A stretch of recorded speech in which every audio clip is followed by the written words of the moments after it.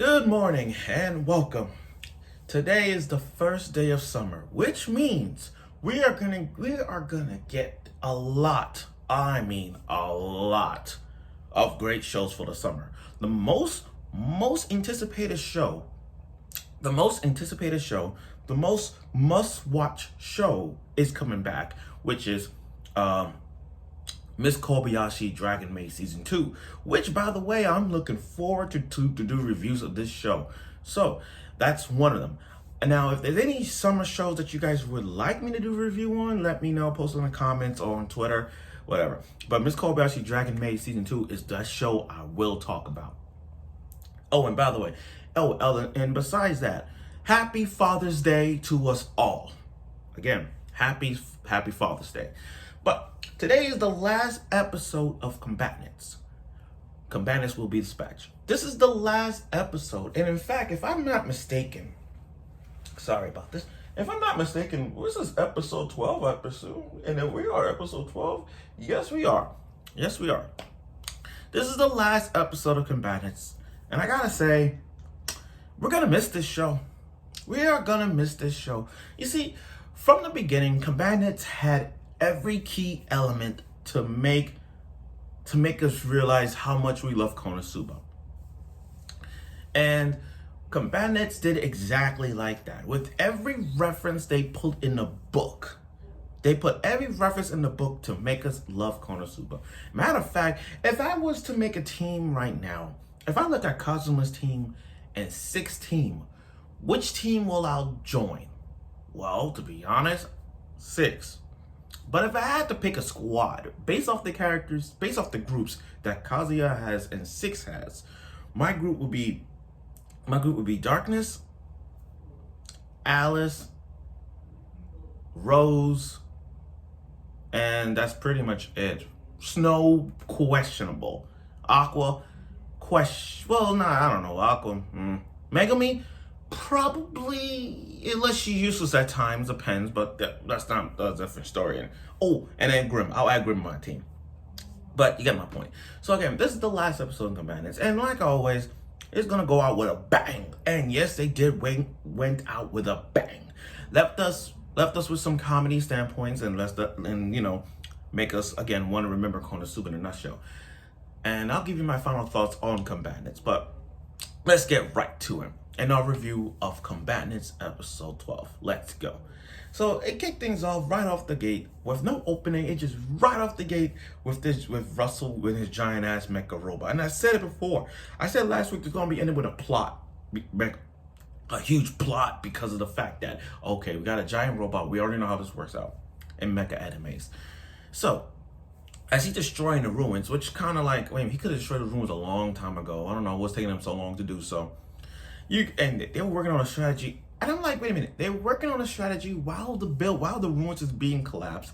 Snow, on the other hand, is just being Snow. While the building's collapsed, she's just collecting parts, metal parts, just for money, just to buy a loan for the sword. So while everybody just sitting around looking for a plan, you got Snow just like grabbing a bag and grabbing points, like, geez, I need this. She's just gathering everything. And then you got Grimm, who everybody thought that she's gonna be useful in this episode. Apparently she's not. She's more the comedian of the group. I never thought Grimm to be more funnier than Snow and Rose at this moment. Grimm is funny. If I had to if I had to think who is more funnier between Snow, Grimm, and Rose, I would say Grimm. Grimm is more funnier than Snow at some point, but yeah, I'm just saying. And just you're about to do a chant, she said a roof falling ceiling on Alice, but then the ceiling hit her in the head, so she's down. So Snow is out. Snow is just collecting stuff. Grimm is just doing whatever. Grimm is out. And then you got Rose. And Rose, props for Rose. See, here's the thing. I don't see Rose as waifu material. I don't. Rose is like, when it comes to harems, I prefer anybody who's like Rose. It's more like the little sister of the group that you really want to have. Kind of like Sekirei. You know how Kusuno in Sekirei, the plant type Sekirei? She's more like the little sister you want to have. little sister slash daughter. But still, I look at Rose and I'm seeing her wife material. She's growing. And she's like, oh, let me talk to Russell. I can negotiate with both chimeras. And it's, 6. Props for 6 for stepping up. He has morals. People don't understand 6 has morals. He understands what's right and what's wrong, what's positive and what's negative. Despite how stupid it is, or how funny it is, or how serious it is, he knows it's wrong or right. So you look at Rose and she's all scared and everything. She's like, he understands, like, I can't let you do it. I can't let you go out there. You may be, I don't want Astaroth to kill me, letting a kid do my battles. I can't. So I love Alice and 6 partnership in this episode, because that's what the whole thing was about, partnership. It was about partners. See, why can't they be somewhat partners like Chris Redfield and Shava from Resident Evil 5? I mean, the AI sucks when you play. The AI completely sucks, but it's like having a good AI to back you up and who understands the instructions. So yeah, so 6 went out in a blaze of glory, fighting off Russell and his mecha machine, pulling off all the stops. He summoned everything in his arsenal: swords, rocket launcher, pistols, shotguns, any weapon you could think of. He summoned all of those stuff and just went in. Hours and hours of him just going in, just going in, stalling Russell for some time, because Alice is building, using all the points that he has, to negative points, to build a giant ass mecha machine, And he said, "I'm not human." Man, I'm like, wow. It's like one of those powerful words that he come out of his mouth, but he shares some strong words. He actually landed a hit on Russell, and the giant robot fell on him. So that was a bad mistake on my. To me that was a bad mistake. But like I said, I like 6 hero work in this one.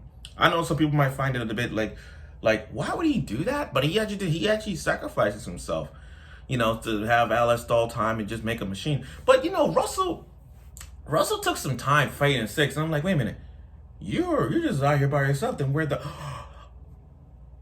gotta go back into the round. I'm like, you just now noticed that they've been in the entire time while you facing 6. You're just dumb for that.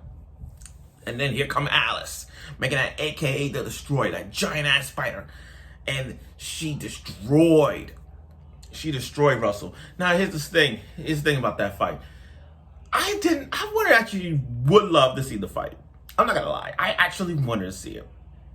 I actually wanted to see how the fight was gonna go. Like, I understand they clash and destroys. I get it. But have you ever thought battles like that is so epic, you wanted to see it? You wanted to see it hands down. You actually want to see it for like 5 to 10 minutes of the fight. You want to see how it goes. That fight was just like, that's it. It just went 10 seconds of it. That's it.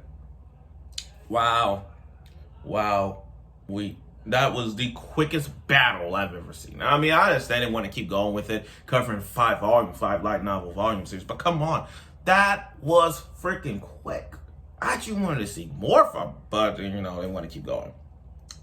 So 6 was out for 3 days, and Alice, are we gonna call 6 Zipperman or shit pisser?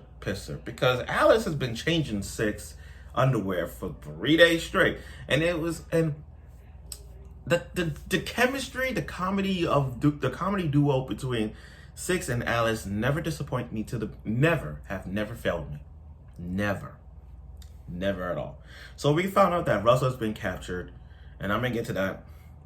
I'm gonna get to that. He got been captured. Russell's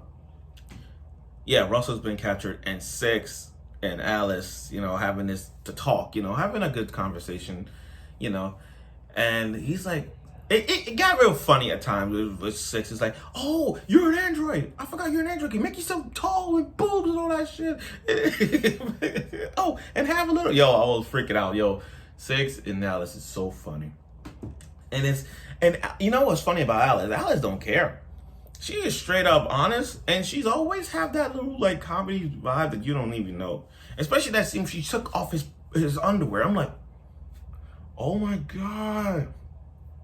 You took his dignity away. Dignity, my bad.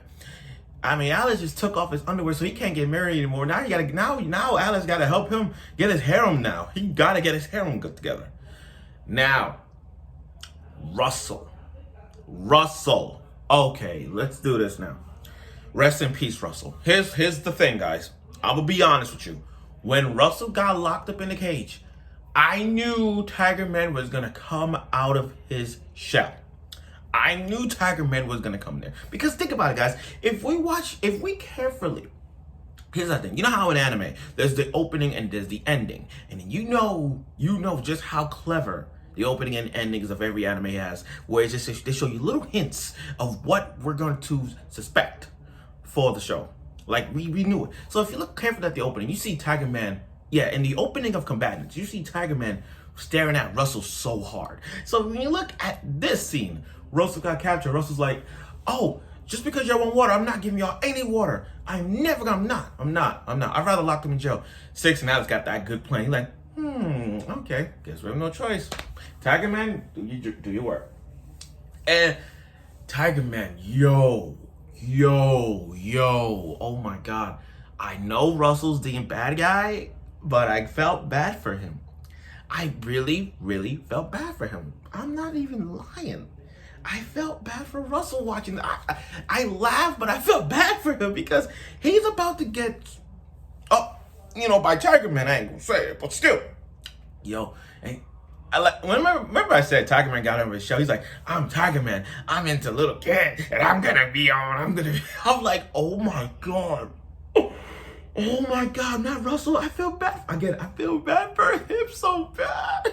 I really did. There were moments where I'm like, and there were moments I'm like, we're not gonna stop him. But then I'm like, oh yeah, this is Six.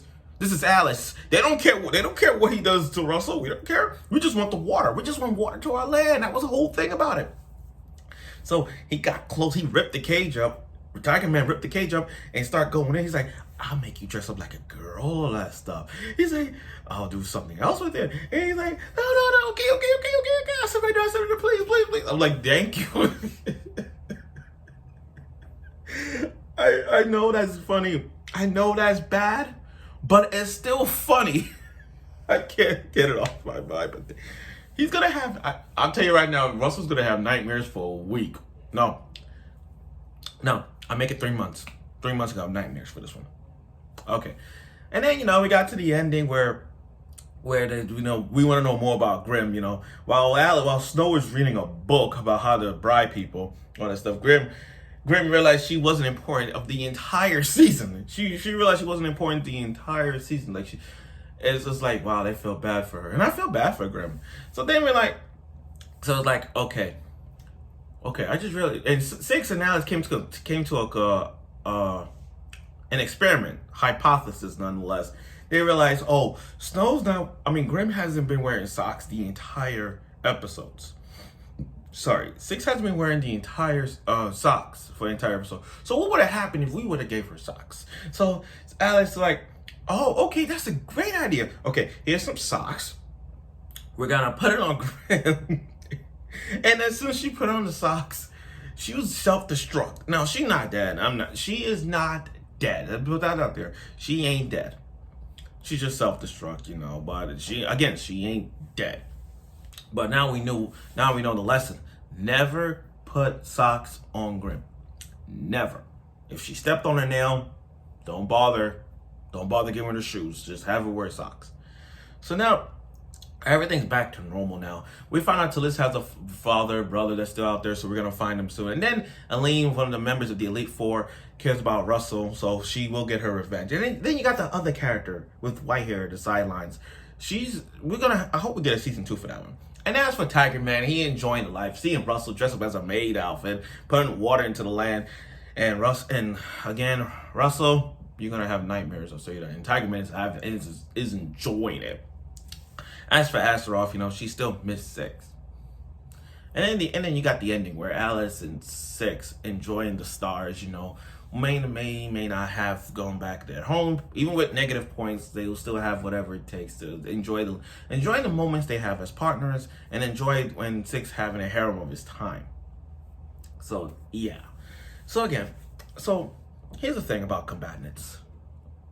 After 12 episodes of Combatants, I think I don't know. Well, here's what I anticipate. I hope we get a season 2. Here's why. I hope we get a season 2 because the fact that we don't have a new character was introduced on the sidelines. If you haven't noticed, with Elaine crying for Russell, and you see her right there, and then there's still more missions out there for Six to go back home. Even Astaroth, I don't know why, but I think season 2 needs to happen because, like I said, Astaroth still loves Six, and that Astaroth needs to be up there with and I think Astaroth would like to go visit Six one day. I don't know, maybe that's the case. And possibly, you know, Six having a harem of his own, I kind of see that. Now, again, this episode was stupidly funny as ever. There's not, like I said, I can't find nothing wrong with Combatants. After 12 episodes, there's nothing wrong with Combatants. I love this show. I really did. And like I said, it brought back the humorness of Konosuba. It makes me want to watch Konosuba all over again and realize, she looks just like Rose. She got the personality of Grimm. You know what I mean? It's those moments where it's just like, wow, those two need to really need to have a crossover. Combatants and Konosuba crossover, make it happen. Make it happen. Now here's the thing. Six over Kazuma, yes, I would do that. Snow over Aqua, yes. Rose over Megami, by a skin of my teeth, I will say Rose by an inch. Of course, Grimm is my wife on all this one. I like Grimm. Now, like I said before, if I was to look at Kazuma's team and Six team, I will take Six. Well, based off the whole, it will be Six. I will have Six on my team: Alice, Darkness, Grimm, and Rose. And Alice. Did I say Alice? Yeah, that too. Yeah, so that would be my squad if I ever joined. If there was a mixed crossover, I would have picked those two. Now, overall, Combatants was really great. It didn't leave no scars, nothing. It just had every comedy standpoint. The comedy and storyline had been off the screws at times, but it still made it funny for us to watch. Plot, okay, I understand the plot was juggling back and forth in terms of like, where does lead to the direction of Six and his direction of getting water? Where does this lead to the direction of this? And, you know, it had so many elements, but the premise of Combatants was just funniness as it is. That's the whole thing. This is the comedy standpoint. So on a scale of 1 to 10 of Combatants, I will give it an 8 out of 10. I will give it an 8. Pretty good show. I'll give it an 8 at best. I know this video long, but bear with me on this one, I understand. But still, I want to give you guys my final thoughts on the Combatants last episode. And like I said, this was a funny episode to start, to end it all. So thank you for watching the last episode review of Combatants. And summer, like I said, we're on the first day of summer, which means we're going to have jam-pack of summer shows. And I'm doing a review of Miss Kobayashi Dragon Maid Season 2. And if there's any show you guys want me to do reviews for the summer, let me know. Post it in the comments or post it on Twitter or my description of, Instagram or Twitter. You'll see it on the link. So thank you for watching my review of Combatants. I hope y'all watched it. I hope y'all read it. And pray that we get a season 2. So again, thank you for watching Combatants.